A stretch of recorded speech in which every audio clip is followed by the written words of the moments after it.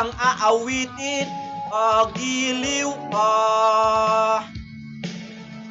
Ilang ulit pa bang uulitin o giliw ka? 3 oras na akong nagpapakyut sa'yo, di mo man lang napapansin ang bagong t-shirt ko.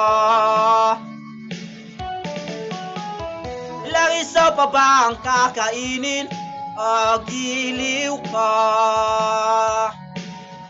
Ilang tansan pa ba ang iipunin o giliw ka? Gagawin ko ang lahat, pati ang thesis mo. Huwag mo lang ipagkait ang hinahanap ko. Sagutin mo lang ako, aking sinta, walang umpay na ligaya. At